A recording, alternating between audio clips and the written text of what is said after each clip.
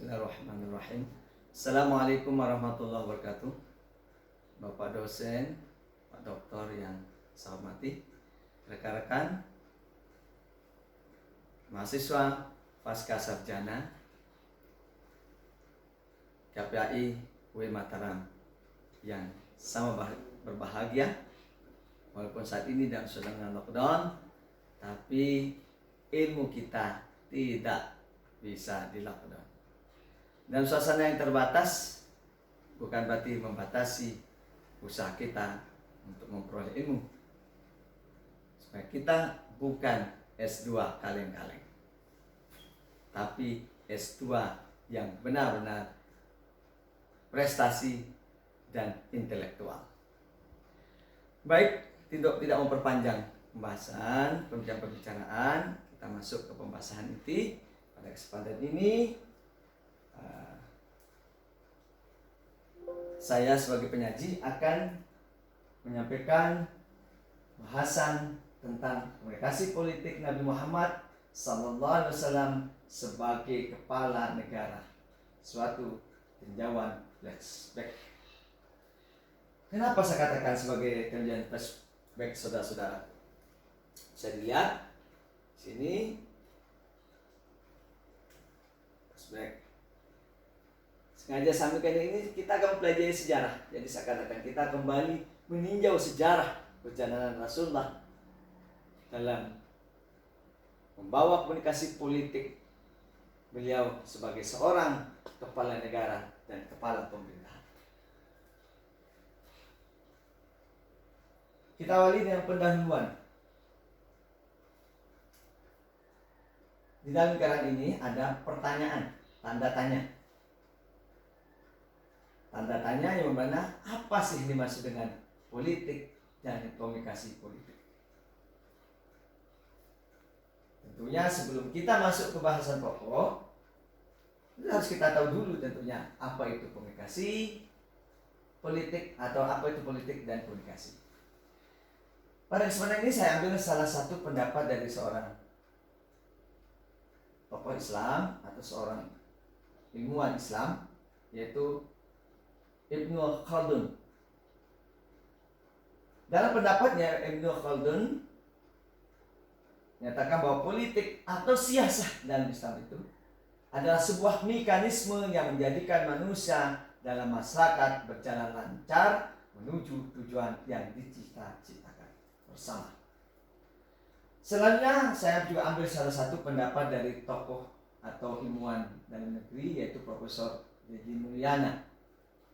Dalam bukunya tentang komunikasi politik komunikasi, beliau mengatakan bahwa apa itu komunikasi politik, yaitu transmisi informasi secara luas mencakup verbal, non-verbal, perilaku, dan sebagainya dalam mengejar kekuasaan. Apa yang beliau tulis dalam bukunya ini diambil dari satu pendapat Sansin Hiligus. Kita tidak memperpanjang dalam pengertian dari komunikasi politik dari pendapat para ahli. Selanjutnya kita masuk ke bahasan tentang apa itu politik.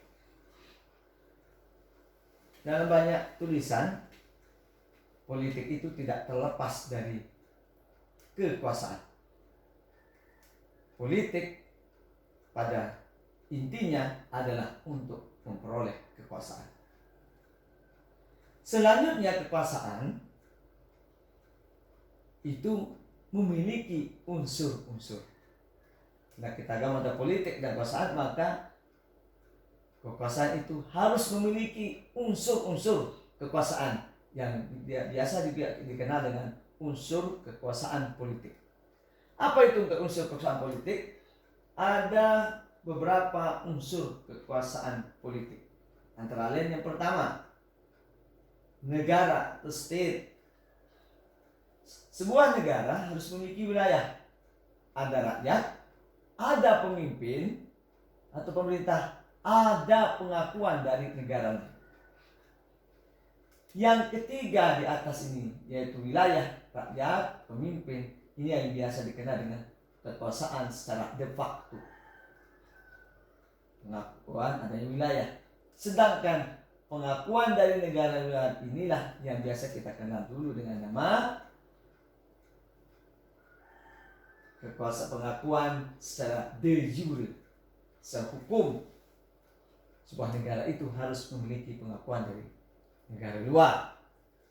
Kita ambil contoh negara kita ketika berdiri, kita tidak cukup hanya memiliki wilayah, rakyat, pemimpin, tapi kita berdiplomasi untuk diakui oleh negara-negara luar bahwa kita sebagai sebuah negara yang merdeka, yang memiliki kedaulatan sendiri.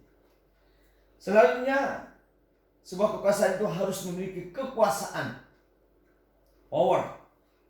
Ada power kekuasaan. Kekuasaan ini bisa juga dimaknai sebagai sebuah kekuatan. Selanjutnya ada yang ketiga, yaitu pengambilan keputusan, decision making. Dan yang keempat, adanya kebijakan umum atau public policy. Inilah unsur-unsur kekuasaan politik yang harus dimiliki sebuah negara. Nah, selanjutnya mari kita masuk ke inti bagaimana komunikasi politik Nabi Muhammad SAW dalam perjalanan hidup beliau memimpin sebuah negara Madinah saat itu. Nabi sebagai seorang Rasulullah, yaitu Muhammad SAW sebagai Nabi, sekaligus juga sebagai pemimpin agama, sebagai panglima perang, dan sebagai kepala negara.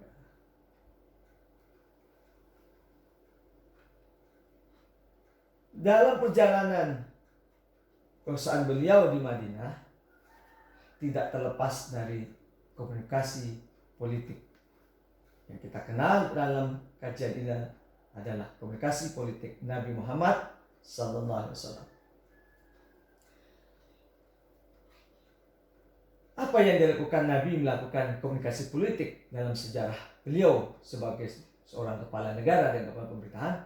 Yang pertama, beliau melakukan konsolidasi umat.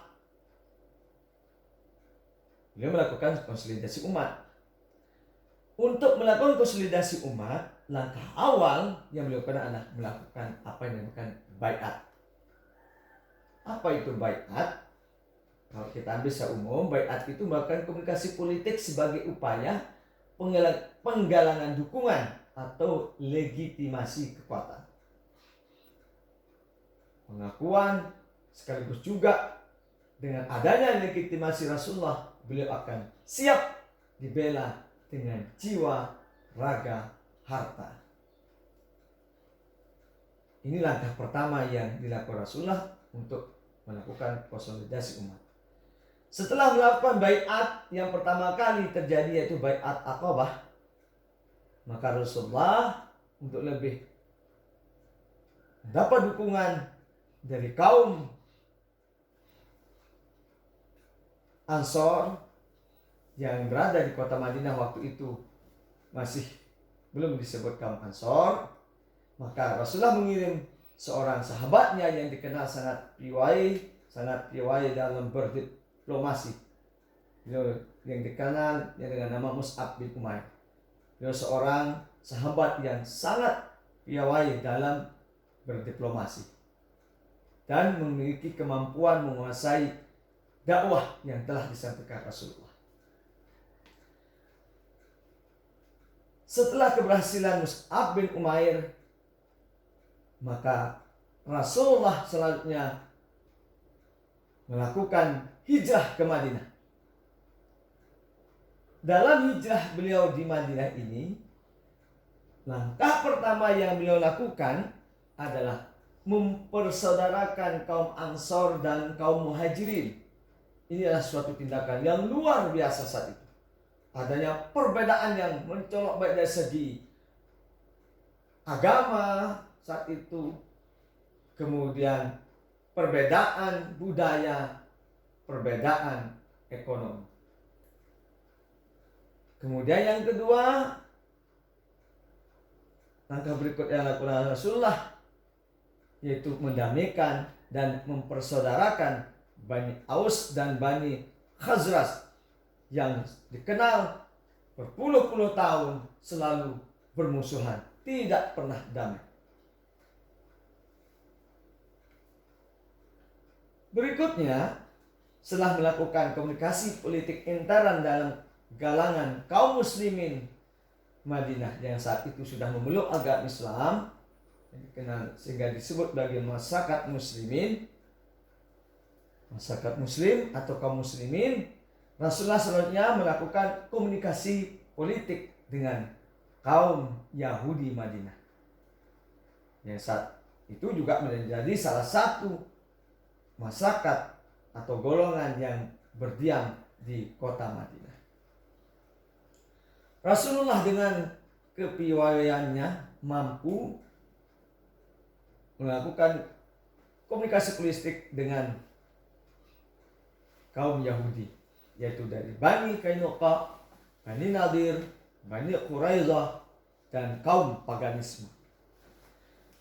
Hasil kesepakatan komunikasi politik yang dilakukan Rasulullah antara kaum muslimin kota Madinah, kaum muslimin Madinah dengan kaum Yahudi melahirkan suatu terobosan politik saat itu yang sangat dikenal dan disebut oleh kaum orientalis barat sebagai sebuah terobosan politik yang sangat modern pada zaman itu di daerah Hijaz atau Arab, wilayah Arab saat itu, yaitu lahirnya Piagam Madinah. Dalam Piagam Madinah ini mengandung pengakuan hak dan kewajiban antar masyarakat atau pengakuan dan perlindungan terhadap hak dan kewajiban antar masyarakat di kota Madinah, yaitu antara kaum muslimin dan kaum Yahudi. Selanjutnya, setelah Rasulullah memiliki pengakuan secara atau pengakuan legitimasi kekuasaan di kota Madinah, selanjutnya Rasulullah melakukan komunikasi politik keluar kota Madinah sebagai upaya pengakuan atau legitimasi kekuasaan di kota Madinah. Langkah pertama, ketika akan dilaksanakan umroh pertama kali, maka kaum Quraisy melakukan penghadangan.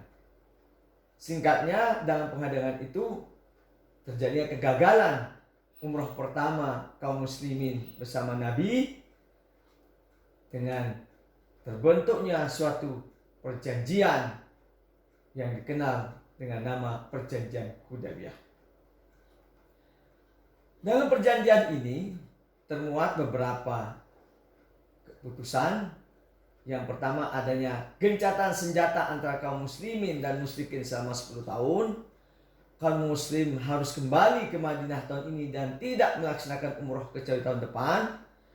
Yang ketiga, jika warga Mekah menyeberang ke kawasan Madinah tanpa izin, maka harus dikembalikan ke Mekah. Dan jika ada warga Madinah yang menyeberang ke Mekah tanpa izin, tidak akan dikembalikan ke Madinah. Dan yang keempat, jika ada masyarakat selain dari Makkah dan Madinah, ia bebas memilih untuk ke Madinah atau Makkah. Kalau kita melihat dari perjanjian Hudaybiyah ini, kelihatannya memang merugikan kaum muslimin. Tapi Rasulullah sadar betul bahwa perjanjian Hudaybiyah ini suatu terobosan politik. Dengan adanya perjanjian Hudaybiyah ini, secara implisit atau secara otomatis kaum musyrikin Mekah yang tadinya memusuhi Rasulullah dan kaum muslimin Madinah dan tidak mengakui keberadaannya, sekarang mereka mengakui secara de facto maupun secara de jure tentang kekuasaan, sebuah kekuatan baru atau kekuasaan Rasulullah di kota Madinah, sebuah negara kekuatan kaum muslimin di kota Madinah. Selanjutnya, dengan adanya perjanjian Hudaybiyah, tadi kelihatannya memang kalau kita lihat sekilas merugikan kaum muslimin, tetapi dengan adanya Hudaybiyah itu merupakan suatu kesempatan besar bagi Rasulullah untuk melaksanakan konsolidasi ke dalam, membentuk kekuatan yang lebih mumpuni sebagai sebuah kekuatan negara. Setelah memiliki kekuatan yang dirasa cukup, maka Rasulullah mulai melakukan diplomasi keluar, yaitu dengan melaksanakan pengiriman duta diplomasi ke kaisar-kaisar di sekitar Madinah. Pertama, langkah dilakukan Rasulullah yaitu melakukan surat menyurat atau mengirim surat ke beberapa kaisar di sekitar Madinah. Yang pertama, beliau mengirim surat ke Kaisar Heraklius, Kisra Abrawais atau negara Persia, kemudian Muqawqis, gubernur Mesir, dan Raja Ethiopia Habasah, yaitu yang dikenal dengan Najasyi saat itu. Yang selanjutnya Najasyi ini atau Habasah ini kita kenal dalam sejarah sebagai tujuan pertama sahabat melakukan hijrah, yang kita kenal dalam sejarah diterima dengan baik. Dan akhir sejarah kita kenal juga Najasyi ini mengakui keislamannya. Inti surat dari Rasulullah ke kaisar-kaisar itu memang intinya adalah dakwah, seruan doa. Dakwah untuk mengakui keesaan Allah Subhanahu wa taala dan mengakui Muhammad sallallahu alaihi wasallam sebagai Rasulullah. Ini inti surat. Tetapi secara implisit kita ambil di situ juga termuat yaitu suatu upaya komunikasi politik atau upaya untuk legitimasi kekuasaan. Berikutnya, komunikasi politik yang dilakukan Rasulullah tidak hanya berupa surat atau berupa diplomasi tertulis. Beliau juga melakukan komunikasi politik, yaitu komunikasi berupa semiotik. Baik, untuk jelasnya di sini penyaji membuat pembagian komunikasi politik dari Rasulullah. Yang pertama, komunikasi verbalisme berupa ucapan, pidato yang disampaikan oleh para diplomator, sahabat-sahabat yang dikirim oleh Rasulullah ke beberapa wilayah untuk melakukan dakwah Islam. Kemudian bahasa tulisan atau bahasa tulis yang dikenal dengan surat-surat saat itu, yang dikirim kepada beberapa kaisar dan beberapa tokoh-tokoh di sekitar Madinah yang tidak kita bisa sebutkan secara lebih luas selain yang dikemukakan di atas pada beberapa kaisar yang 4 disebut. Kemudian yang ketiga, inilah komunikasi semiotik, yaitu simbol.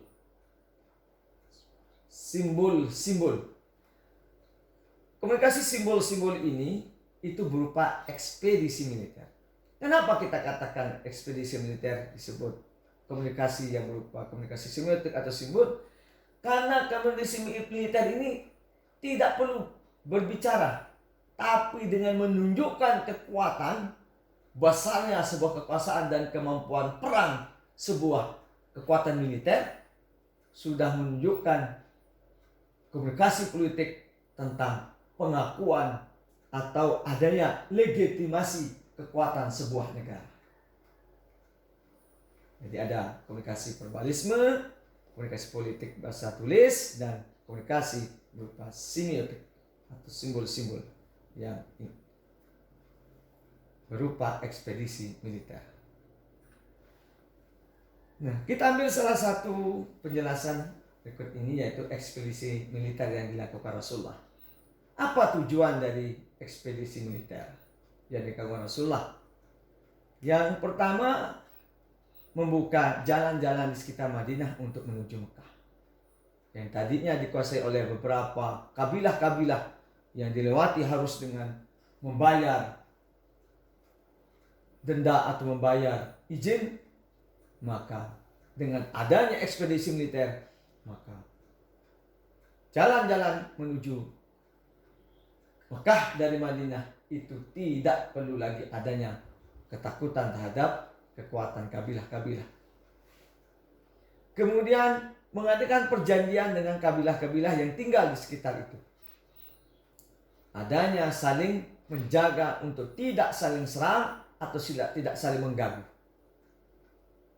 Saling mengakui adanya kekuasaan dan kekuatan masing-masing. Kemudian yang ketiga, memperlihatkan kekuatan kaum muslimin kepada kaum musyrikin, Yahudi dan Arab Badu Yasrib, bahwa inilah kekuatan kaum muslimin yang terbentuk di kota Madinah sebagai kekuatan yang baru muncul di tanah Hijaz atau di Arab saat itu. Dan yang ketiga, memperlihatkan bahaya dan keuntungan perdagangan dengan kaum Quraisy. Inilah beberapa tujuan dari ekspedisi militer yang dilakukan Rasulullah. Selanjutnya, kita ambil suatu analisa keseluruhan dari seluruh yang sudah penulis atau penyaji sampaikan di atas. Pada kesempatan ini penyaji membuat beberapa analisa tulisan dari komunikasi politik Nabi sebagai seorang kepala pemerintahan dan kepala negara. Yang pertama, komunikasi politik ke dalam. Yang dilakukan Rasulullah yang pertama adalah melakukan baiat sebagai upaya membentuk legitimasi kepemimpinan. Yang kedua, mempersaudarkan kaum Muhajirin dan Ansar, mempersatukan dua budaya yang berbeda menjadi sebuah kekuatan umat, menjadi suatu kekuatan yang dikenal dengan kekuatan ummah. Berikutnya, yang ketiga, mendamaikan kaum muslimin dengan kaum Yahudi Madinah dalam ikatan perjanjian atau undang-undang yang kita kenal dengan Piagam Madinah. Dan yang keempat, toleransi dan pengakuan hak asasi tanpa perbedaan. Sedangkan komunikasi politik keluar, analisa penulis, yang pertama, perjanjian Hudaibiyah sebagai sebuah pengakuan secara de facto oleh kaum kafir Quraisy tentang kekuasaan dan kekuatan baru di Madinah. Yang kedua, surat-surat Rasulullah ke beberapa raja sebagai komunikasi politik sekaligus penerapan prinsip-prinsip jurnalistik. Dan yang ketiga, ekspedisi militer sebagai demo kekuatan kaum muslimin, sebagai bahasa komunikasi non-verbal, legitimasi pihak luar tentang keberadaan sebuah negara. Inilah beberapa analisa penulis dari kajian di atas. Selanjutnya penulis membuat kesimpulan dari kajian tersebut bahwa sebuah kemampuan yang brilian berupa integritas dari Rasulullah SAW. Beliau sadar bahwa sebuah negara secara de facto haruslah memiliki unsur-unsur, yaitu adanya wilayah, rakyat, pemimpin atau pemerintah, pengakuan negara lain atau legitimasi untuk mendukung berdirinya sebuah negara harus memiliki unsur-unsur tersebut, harus memiliki adanya kekuasaan, power, pengambilan keputusan, decision making, dan kebijakan publik atau undang-undang. Kesemua hal tersebut sangat dipahami dan dimengerti oleh Rasulullah untuk mewujudkan sebuah negara dari suatu keadaan masyarakat yang terpecah belah dalam kesukuan dengan budaya dan kepercayaan berbeda. Sangat tidak mudah. Sangat diperlukan sebuah legitimasi masyarakat dan kemampuan komunikasi politik yang mumpuni. Inilah kesimpulan dari kajian di atas, bagaimana komunikasi politik Nabi sebagai seorang pemimpin pemerintahan dan kepala negara. Terakhir, penulis menyajikan saran-saran yang mudah-mudahan bisa bermanfaat bagi pihak yang berkepentingan. Yang pertama, untuk diterima menjadi pemimpin atau legislatif, maka seseorang hendaknya memiliki pribadi Rasulullah, yaitu perbaiki dulu integritas. Yang kedua, untuk memperoleh kekuasaan, miliki kemampuan dalam komunikasi politik dengan merangkul semua pihak agar mendapat legitimasi masyarakat. Dan yang ketiga, saran penulis, umat Islam harus memegang politik untuk memperoleh kekuasaan. Karena sarana dakwah yang paling efektif saat ini adalah melalui kekuasaan. Kekuasaan sebagai modal yang paling efektif saat ini dalam berdakwah agar bisa diterima oleh semua pihak. Terima kasih. Tentunya dalam penyajian ini ada salah-salah kata dan ada kekurangan yang akan nanti kita bahas pada kuliah daring pada kesempatan ini. Lebih kurang mohon maaf.